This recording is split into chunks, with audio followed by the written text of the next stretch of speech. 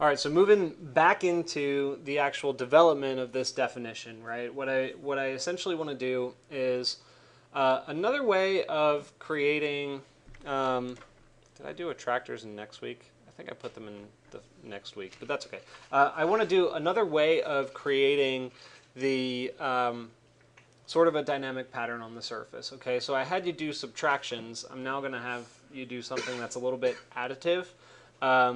And it's a fritted glass pattern, right? So it's very similar to what you did, but I'm going to blend a fritted glass pattern from patternizing where the fritted glass pattern gets applied onto the facade.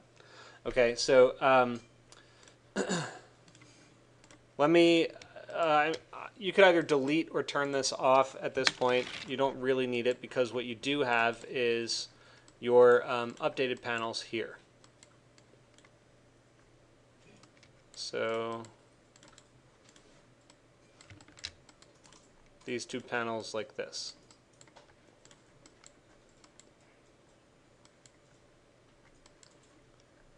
You also have this kind of stuff. And so bear in mind that if you're doing these kind of armatures right now, I'm just trying to show you the way to match. All I wanted to do at this point was just show you the way to match the number of points accurately and efficiently. We're going to get into actual hardware stuff in week 3 and 4. So don't worry, that's to come. This isn't where we're going to stop there. So so anyway, what we're going to be doing is the fritted glass pattern. So I don't really need this back information on. So let's just work with this for now. Okay, keep it simple. We have these two panels. So here's how I'm going to do this. Basically I'm going to be creating a pattern on a few of the surfaces. Those surfaces I'm then going to sort of pick and choose which ones are going to have a pattern and which ones are not. Okay, so the simple form of doing this is to first go into your actual surfaces and just apply a pattern to them. So if I have, for instance, my faces, I can select those faces. I think these are the ones that I want to, yeah, let's build it on this. Okay, so the triangulated surface is going to behave a little bit differently than you would expect from, for instance, like the square surface. So let's go ahead and grab the divide surface so that you can break it down into points and just watch how it behaves. So that's under surface and utility, and it's this one, divide surface. So when you plug your faces into divide surface, what it essentially does is it breaks your surface into a U and V domain, and then it just counts as many as it can get along that edge. So be aware that the groups are structured slightly differently here. And let me just kind of plug my point output in here and then just kind of look at how it's behaving. So the first group output just says 0 to 10. Okay, that's all well and good. That's the one that's either on the left or the bottom. I don't know which order it's in right now. But as you move down this list, now number 10 is null.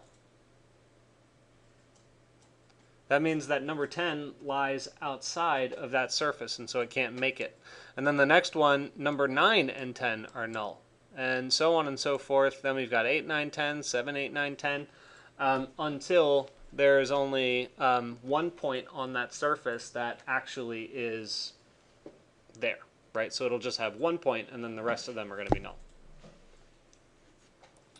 Do you all understand why that is by my explanation? Not really. Okay, so let me pause for a moment. So just judging by what we encountered before when we were dealing with null values, it may or may not be something that you want to filter out.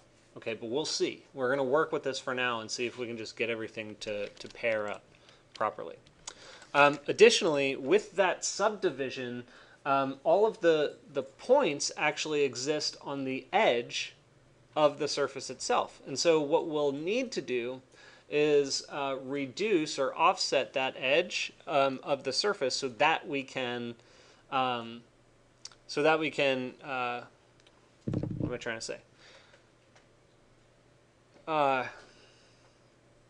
So that we can make sure that all of our fritted glass pattern elements are fully within the boundary of the surface itself. Okay, so that's not new. That's something we did before with our dynamic pattern.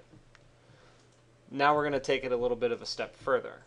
Okay, so rather than just reducing it by a percentage value, we're going to reduce the panel by a particular size from every edge.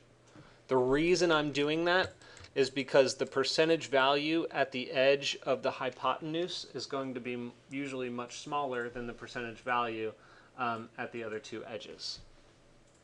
Does that make any sense?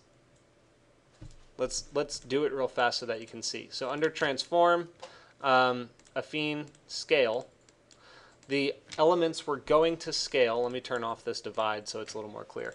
The elements we're going to scale would be the surfaces, that's these, and we're going to scale them around the center point of that surface, and so that's going to be found by surface analysis area.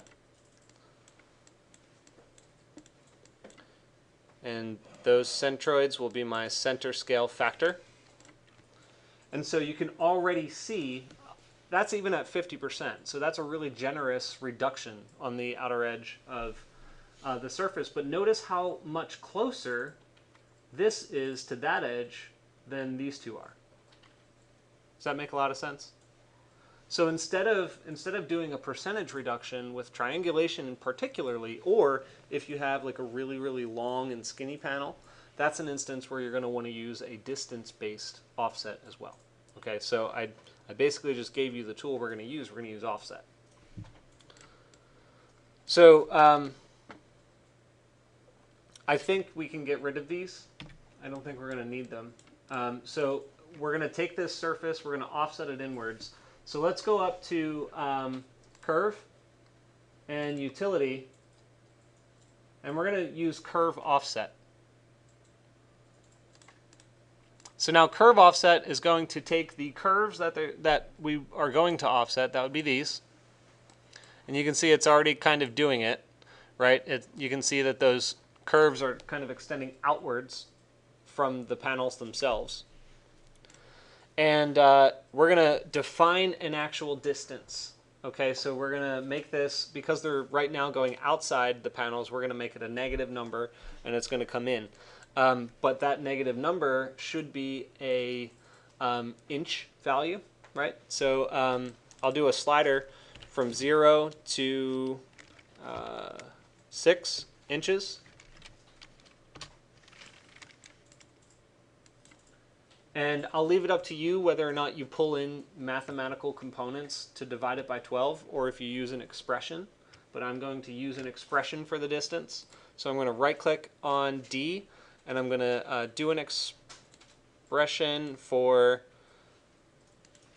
x divided by 12, so that when I plug... Oh, you know what? I made my slider wrong. Sorry. Let me remake that. This should be a negative 6 to 0. So I'll plug that in. Now you can see on these panels that my 6-inch or even a 1-inch or 1 or 2 inches is even. It's evenly reduced on all edges. Okay, so that's a better way of reducing this based off of a distance. Is that clear?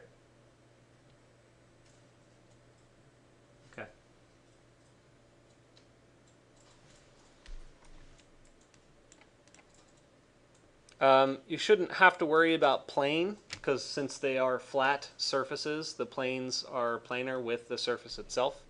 And the corners, you can round them off or you can chamfer them, but right now the sharp corners is fine.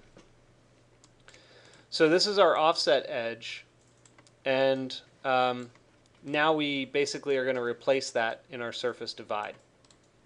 So I can put this on, and notice how it changes the direction.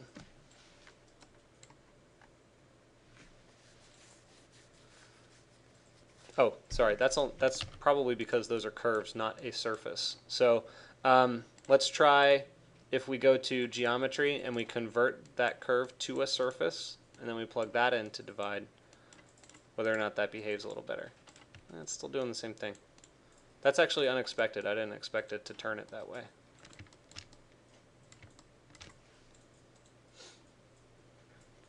Interesting.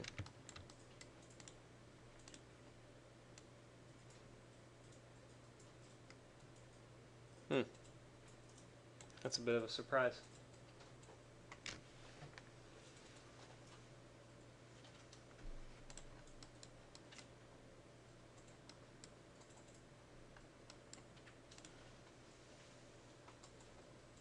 Okay, well, we can work with it.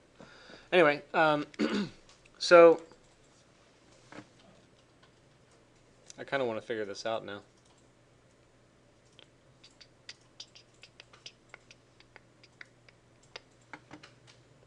All right, well, we'll work with this for now, and when we get ourselves into an actual design situation where we have to fix that up, we will address it differently. But I don't want to overly confuse you right now.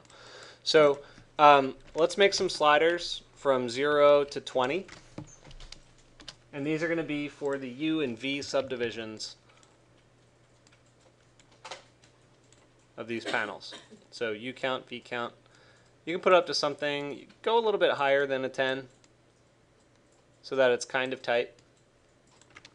Sort of like that.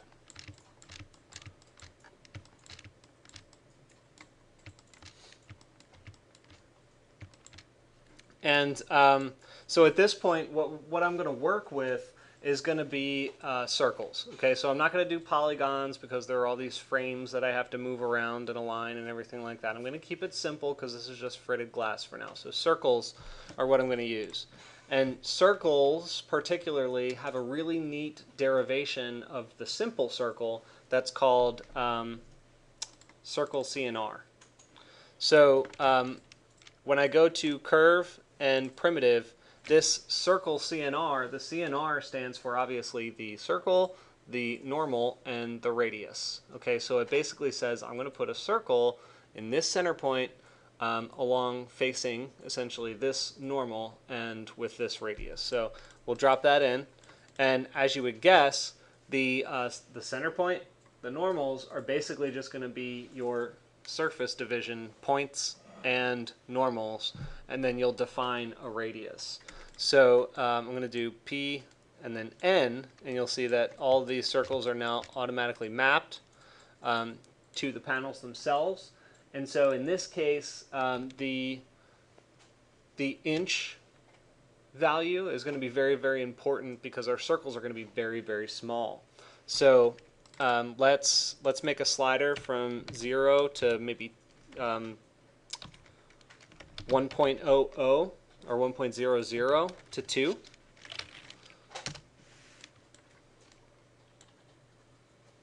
And put an expression on the radius value to divide it by 12.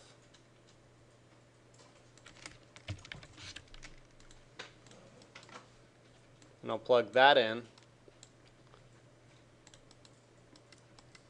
And let's see how you kind of have a much wider gap this direction than you have in that direction. Let's try to even that out a little better.